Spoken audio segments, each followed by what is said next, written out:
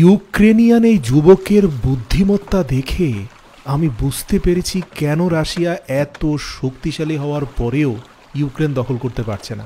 প্রিয় দর্শক, স্ক্রিনে যে কাঠের চরকির মতো বিশাল এই স্থাপনাকে টেনে হিঁচড়ে পানিতে নামানো হচ্ছে, এটার নাম হচ্ছে ওয়াটার বুশক্রাফট।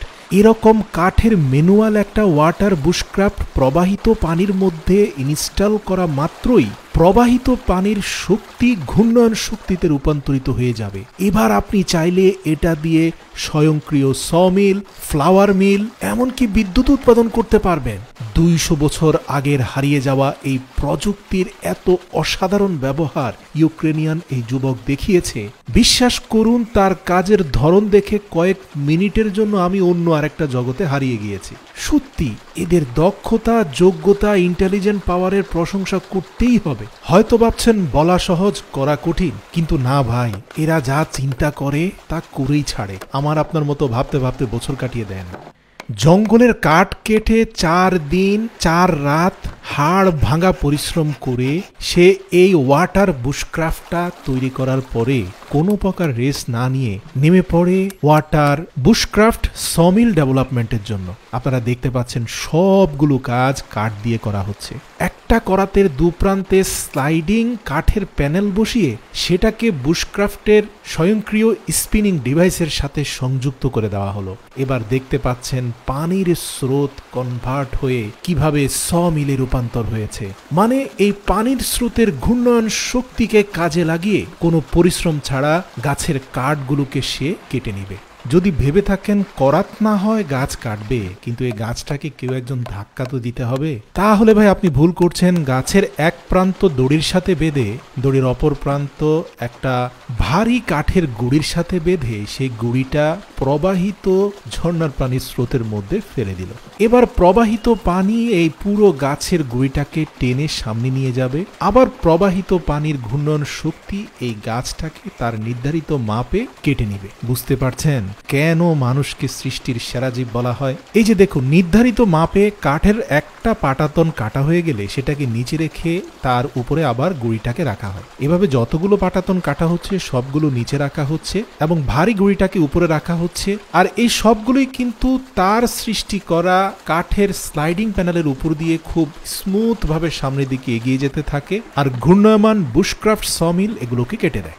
এবার দেখুন, আরেকটা কাঠের পাটাতনের মধ্যখানে নির্ধারিত চতুষ্কোণ একটা ছিদ্র করে তার মধ্যে একটা লোহার পাত বসিয়ে দিল। একটা মজার ব্যাপার কি, এই ছেলেটার ক্রাফটম্যানশিপের প্রশংসা করতে হবে। সে কোনো লোহার তার কাটা বা পেরেক ব্যবহার না করে সকল কাজ কাঠের পেরেক দিয়ে করছে। সে কিন্তু একটা চমৎকার স্বয়ংক্রিয় ঢেকির শেপ তৈরি করে ফেললো। ঠিক সমিলের পাশেই এটাকে স্থাপন করলো কাঠের পেরাক দিয়ে। এটার একটা স্মেশার বানালো, যার অগ্রভাগে আরেকটা পাথরের টুকরো বসিয়ে দিল। এই যুবক কিন্তু দক্ষ একজন কার্পেন্টার। আমাদের দেশীয় কাঠমিস্ত্রিদের তার কাছ থেকে অনেক কিছু শেখার আছে।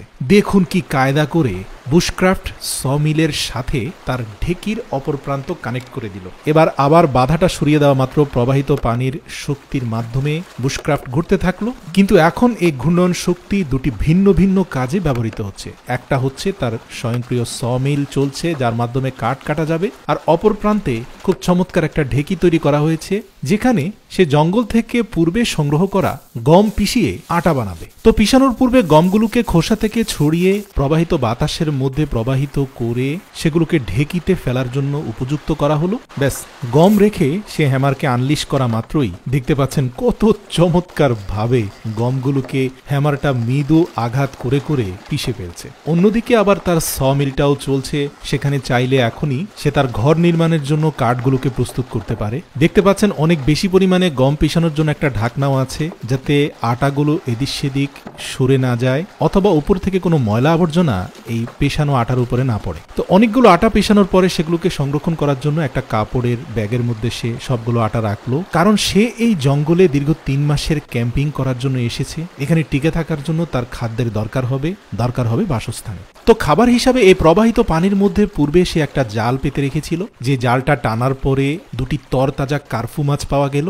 একটি মাছকে রেখে অন্য আরেকটি মাছকে ফেলে দিল। তার মানসিকতা দেখুন, যতটুকু তার প্রয়োজন ততটুকু বেশি সম্পদ সে রাখতে চাইছে না। জীবনে সফল হতে চাইলে আপনাকে লোভ মুক্ত হতে হবে, অন্তর পরিশুদ্ধ এবং পরিষ্কার হতে হবে। তো এই মাছটাকে পরিষ্কার পরিচ্ছন্ন করে প্রবাহিত পানিতে ধুয়ে তার উপরে লবণ দিয়ে ম্যারিনেট করে সেটাকে আগুনে পুড়ে খেলো। এর পাশাপাশি হ্যামারে স্মেশ করা কিছু পরিমাণ আটা একটা প্লাস্টিকের ব্যাগে ঢুকিয়ে তার সাথে পানি মিশিয়ে সেটাকে অনেকটা জিলেপির মন্ডর মতো করে ভালো করে মিশিয়ে পূর্ব থেকে সংগ্রহ করা কিছু পরিমাণ কোকোনাট অয়েলের মধ্যে বেশ কিছু আটার লুচি ভেজে নিল। কারণ আপনাকে মাথায় রাখতে হবে, শুধুমাত্র প্রোটিন খেয়েই কিন্তু বেঁচে থাকা যায় না, নির্দিষ্ট পরিমাণ কার্বোহাইড্রেট আমাদের শরীরে প্রয়োজন হয়। আর নয়তো দীর্ঘমেয়াদী আপনি কনস্টিপেশন থেকে শুরু করে বিভিন্ন রকমের সমস্যার সম্মুখীন হবেন। এবার দেখুন, জঙ্গল থেকে সংগ্রহ করা কাঠগুলোকে সে পানিতে ভিজিয়ে রেখেছিল। পরের দিন আবার সে এই বুশক্রাফটের সমিলের ঘূর্ণয়ন শক্তিকে ব্যবহার করে ভারী কাঠগুলোকে ভিজিয়ে রাখা প্রবাহিত পানির বিপরীতে টেনে নিয়ে আসলো। তার উদ্দেশ্য হচ্ছে দীর্ঘ 3 মাস টিকে থাকার জন্য তাকে খুব চমৎকার একটা কাঠের ঘর নির্মাণ করতে হবে। আপনারা দেখতে পাচ্ছেন যে 4টা ভারী কাঠের পাটাতনকে খুব কায়দা করে অ্যাডজাস্ট করে তার ঘরের মূল কাঠামো নির্মাণ করলো। 4 কোণায় 4টা পিলারও আছে কাঠের, এবং নিচের সবকিছুই কাঠ দিয়ে তৈরি, কারণ ইউক্রেনের জঙ্গলে আসলে কাঠের অভাব নেই। এবার দেখুন, হয়তো আপনি ভাবছেন কোন রকম একটা চাল দিয়ে তার নিচে থাকার মতো একটা বিছানা তৈরি করে 3 মাস কাটিয়ে দিলেই তো হয়, কিন্তু না, মানুষ একটা সভ্য জাতি, প্রতিটা বিষয়ে তার শৈল্পিক একটা মনোভাব থাকে। এই যুবক মাত্র 3 মাসের জন্য যে ঘরটা নির্মাণ করতে যাচ্ছে, দেখুন সেখানেও সে কতটা রুচির পরিচয় দিয়েছে। আপনারা দেখতে পাচ্ছেন প্রথম দিকে পুরো ঘরের শেপটা চৌচালা আমাদের দেশীয় ট্রেডিশনাল ঘরের স্টাইলে, কিন্তু ছাদ থেকে শুরু করে দেয়াল, ঘরের ফ্লোর সবকিছুই পিওর কাঠ দিয়ে তৈরি, এবং প্রত্যেকটা কাঠের সাথে প্রত্যেকটা কাঠের সংযোগে কোনো পেরেকের ব্যবহার হয়নি, সেখানেও কাঠের পেরেক দিয়ে করেছে। আর এই সব কিছু তার একটা হ্যান্ড ডিভাইস ঘুরিয়ে ছিদ্র করে করেই করেছে। এটা অনেক পরিশ্রম সাধ্য কাজ, আর তাকে দেখে এক মুহূর্তের জন্য আপনার মনে হবে না সে পরিশ্রমকে ভয় করে, বরং সে পরিশ্রমকে ভালোবাসে। টানা 10 দিনে পরবর্তী 3 থেকে 3.5 মাসের ক্যাম্পেইনের জন্য কত চমৎকার একটা ঘর সে নির্মাণ করে ফেললো। এই যে দেখুন, ঘরের বিছানা একটু নরম হওয়া দরকার।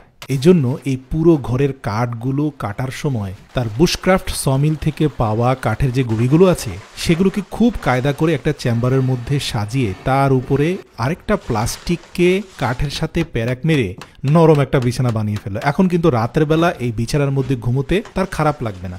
আরও কিছু পরিমাণে সমিল থেকে পাওয়া গুঁড়িগুলোকে অন্য আরেকটা নরম প্লাস্টিকের বস্তার মধ্যে ঢুকিয়ে একটা আরামদায়ক বালিশও করে ফেললো। ব্যাস, এখানে এবার রাতে শান্তির ঘুম যাওয়া যাবে। শুধু তাই নয়, ঘরের মধ্যে কিছু তাক, খাবার টেবিল, এমনকি তার ব্যাকপ্যাকটাকে সেফভাবে রাখার জন্য একটা চমৎকার ক্যাবিনেটও তৈরি করে ফেললো। কয়েকদিন পূর্বে জঙ্গল থেকে সংগ্রহ করা ভুট্টার ছড়াগুলোকে ছড়িয়ে সংগৃহীত শুকনো ভুট্টাগুলোকে তার স্বয়ংক্রিয় ঢেকি বা হ্যামারের মধ্যে দিয়ে সেগুলোকে পিষিয়ে একেবারে অথেন্টিক কিছু কর্নফ্লাওয়ার বানিয়ে ফেললো।